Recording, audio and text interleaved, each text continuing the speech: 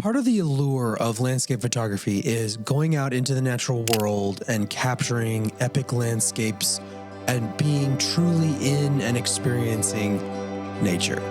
But something that you're going to experience is that for many of the iconic landscape photography locations, there is a ton of people. They are very busy. They are crowded. So is it still worth going to these places?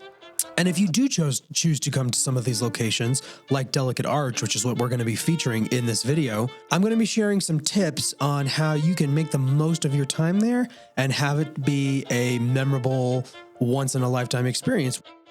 My name is Kemper. For the past 14 years, I have been honing my photography craft in the mountains of Colorado and the American West. Join myself and my brother Toby as we explore, photograph, and enjoy the art of the natural world through landscape photography. We recently went on a trip to Utah, and we went to a place that we almost always go when we go to Utah, which is Delicate Arch. And it is flat out one of the most iconic locations in, honestly, the United States that I've been to. The trail is not that long, but it's really epic. Walking our way up to the first iconic shot location. Zero. Well, my boss is a girl, and then I had Zero people visit this place. I think it's interesting that this particular section of the hike, you never really hear about it. But it's this big, long, slick rock climb that's actually pretty cool. It has you kind of move up this slope into like a dynamic desert landscape, and then you like hike up this shelf, and then suddenly you cross over and you can see this location that no doubt you have seen pictures of and video of maybe your whole entire life. And it really lives up to the hype. And because of that, it's super duper busy. We just went there on a sunset, early evening in February, and it was still extremely crowded. We actually went up here last fall too, and it was less crowded, but was still super crowded. So this place has people, right? And I think there's an instinct to be frustrated and annoyed by that for a couple of reasons. One, like in this case, there's people down in your shot. You're trying to take pictures of the arch, and there's all these people going down and getting their shots for Instagram in the arch. And they're not really paying any attention to you, and they're like, it feels like they're ruining your life. Now, of course, like they have as much right to be there as you do. Like there's, it's debate. So you're trying to get your photographs, and you're having to choose one of two things. You're either choosing to wait until there's a magic moment where there's nobody in your shot, or you're going to be editing and cloning those people out in post, which I think you could argue the ethics of that. Personally, I am all for cloning people out, like if they're a distraction. Like I think you're trying to create the image you're trying to create, and I think removing people when you can't do anything about it, I don't think there's an issue with that, but you still have to think about it, right? The other thing that I think a lot of landscape photographers have is they start getting anxiety that they're not getting the best shot they could. They start looking at the other photographers around them and wondering if their shot's better than theirs.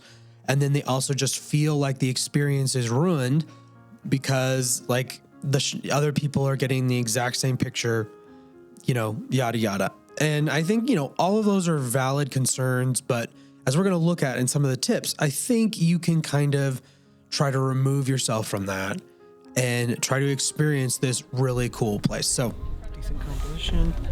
Actually, if you love landscape photography, like even though it's super busy, as you can see, it's worth coming here once in your life. The whole experience is so surreal with Delicate Arch and the mountains, and if you can get over it, how many people, because I think this is a place a lot of you will be coming to at some point in your life or have already been here and wanted to get photographs. So it's we're kind of paying homage to the mecca of American landscape photography here. Yeah, no joke. Some other locations that come to mind when I think of that are similar to this are Mesa Arch, which is in Canyonlands across the way. There's always tons of photographers there at sunrise. It's a huge pain. Schwabacher's Landing in Grand Teton National Park is this way. Tunnel View in Yosemite is this way. You're not going to go to these places very easily without there being other people and other photographers. So, in my opinion, it's still worth going to these places. You're going to have to accept that there's going to be people there. They're not going to be the wilderness experience that you maybe were hoping and picturing. I still think you can get really good images and really truly experience the place. So, I'm going to share some of my tips, and then we're going to look at some of the images that I've captured of Delicate Arch over the years. And I'm also going to feature some shots of Mesa Arch since I've been there lots of times too. My first tip is visit in the off season. We just recently went to Delicate Arch in February, which is, believe it or not, very much the off season. I think it's even more off season in kind of December before Christmas, kind of between Thanksgiving and Christmas is off season. Really anytime November, December.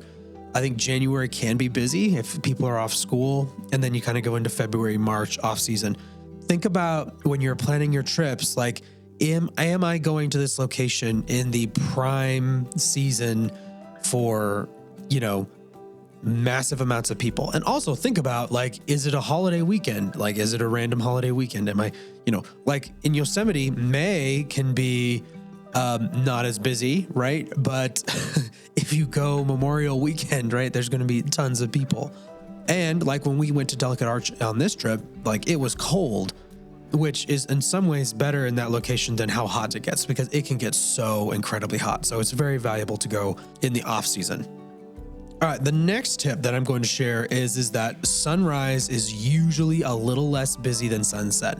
Now there's a big asterisk we're going to get to on that, but generally speaking, getting up early and driving somewhere, you are eliminating a lot of people who don't want to do that because it can be miserable.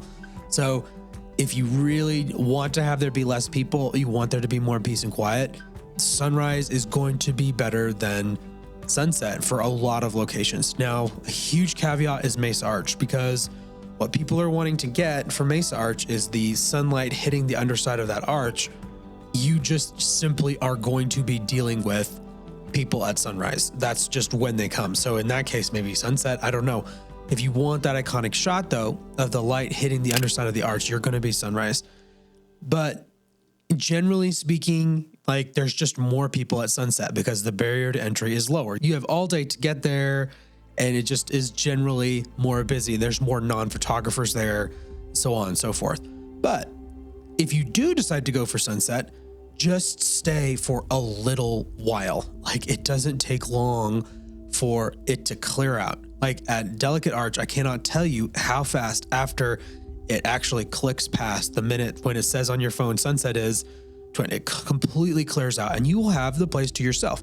Now, you won't have the amazing light, but I find blue hour to be an incredible time to capture amazing images as it kind of transitions from day to night. And some of my favorite images from Delicate Arch are in that blue hour. Now, one of my favorite images, the image we're looking at now, is artificially lit. Now, we didn't bring the artificial lighting. We took advantage. We kind of worked with another guy to take the artificial light.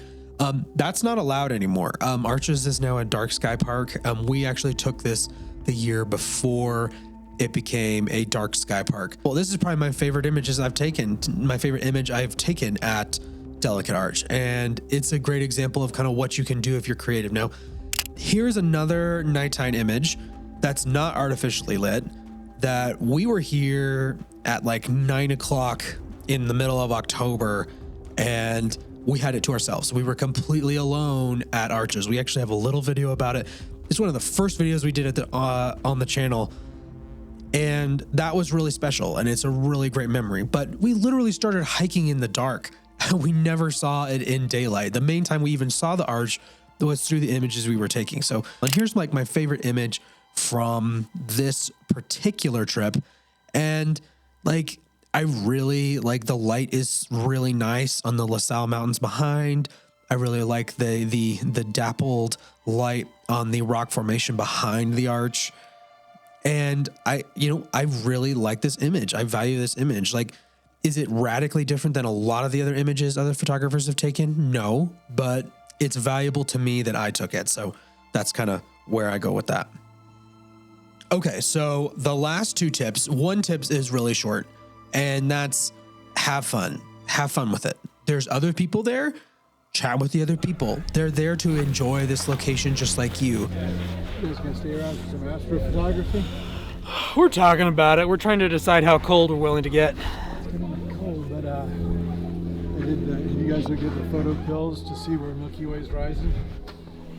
It's gonna be right over the arch. Wow. The arch at about 7 Like being grumpy with them or frustrated with them isn't going to help.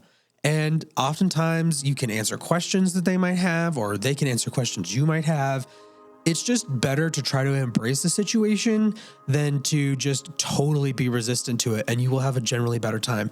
But also, just like you are in this cool location, and just try to embrace that the best you can and try to have the most fun that you can at this location.